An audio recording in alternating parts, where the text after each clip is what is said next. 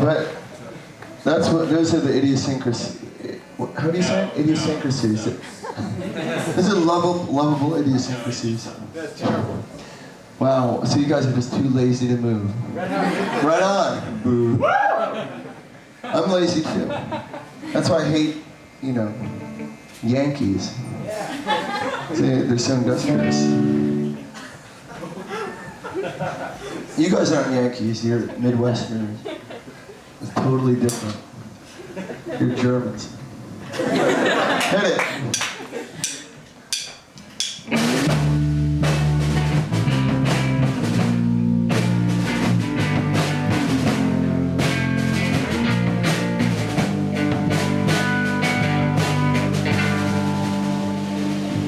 So I was walking down the street and I saw a helicopter flying over me with a guy getting hung from it by his feet. He got dropped down, he hit the ground. So I went over to see if there's something I could do for him. He said, "It's too late for me, I guess, but there's something I'd like to get off my chest. Would you please listen?" So I said, I guess. That's what he said.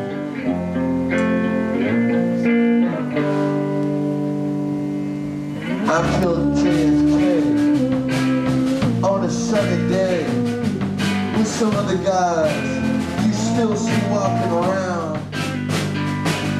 I was on a grassy knoll, dressed like a hobo, with some of the guys dressed like a clown.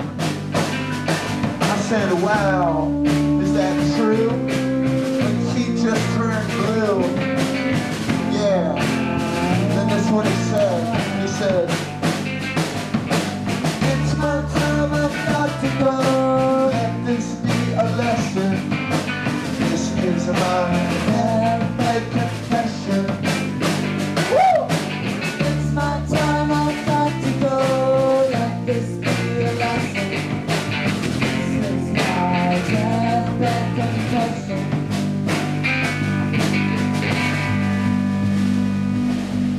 So wow, it's pretty crazy. Isn't that crazy? It was nuts. That's the word for it. Cuckoo. So I didn't know what to do. Because suddenly my whole worldview had been turned on its head. Everything that I thought I knew or had learned from watching the History Channel had been challenged. So I didn't know what to do. I decided I better go meditate somewhere. I just better clear my head and imagine myself as just a shimmering light, and or whatever. So what did I do? I went down to the beach. Because what says eternity more than the beach, Infinity. You get to contemplate your infinitesimal place in the universe by looking at those specks of sand and the undulating waves as they come crashing on the shore. Nobody can harness that. Nobody can stop it. Anyway, so I'm doing this, and it was cool. Then I thought to myself, I was like, whoa, maybe I can get a book deal. So I called the information, and I was like, hey, give me the number of Penguin paperbacks. But then suddenly, as I was doing this, I was distracted because I saw submarines surfacing in the distance. I thought, wow, that's strange. In fact, I was in the Navy, and I know that that's against protocol. So I was gonna report the captain. But before I could, I saw that there was a man on the deck, and he looked like he was under duress. Or maybe he had a look of resignation on his face. Anyway, he was kicked into the water, and he tried to swim ashore, but right before he made it, he was horribly mutilated by sharks. He crawled onto the sand. I tried to get my hand But he said, no, it's too late for me. But there's something I'd like to say before I pass away. Would you please listen? So I said, okay. And this is what he said. He said, wait, hold on. He said something like, let me remember. Oh yeah. This is what he said. He said, I killed MLK for the CIA and Malcolm X for Federal Express. George Jackson, Fred Hampton, Bobby Hutton, yeah, and all the rest. He said, it's my time, I've got to go, let this be a lesson. This is my deathbed confession. Woo! It's my time, I've got to go, let this be a lesson.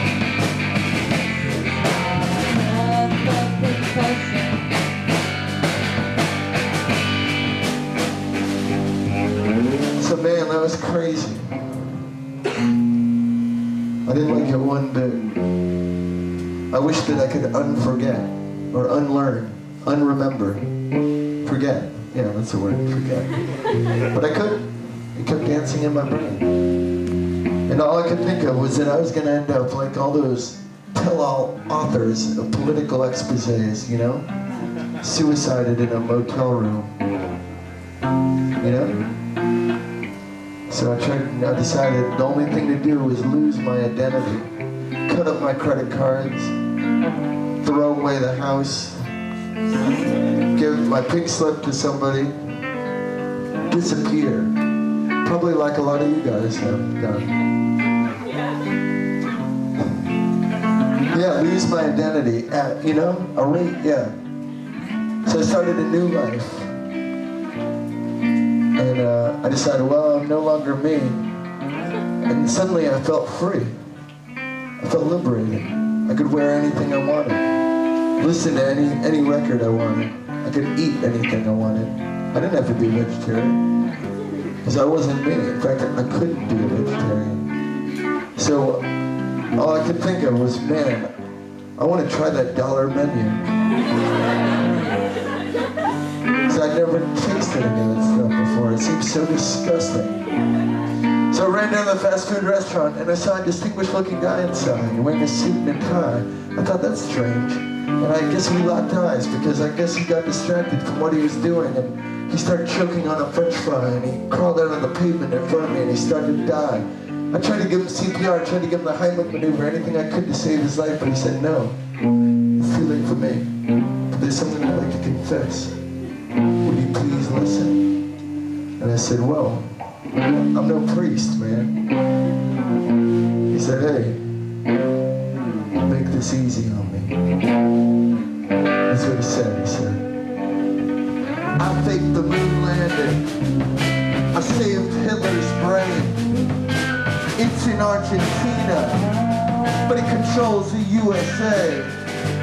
I fix a Pope's election. I give the October surprise. I am the French Connection. I've got Ray Charles' eyes. I play in the Gulf of Tonkin. I've got Saddam to invade. I play in the Bay of Pigs. I put the rumba in his drink.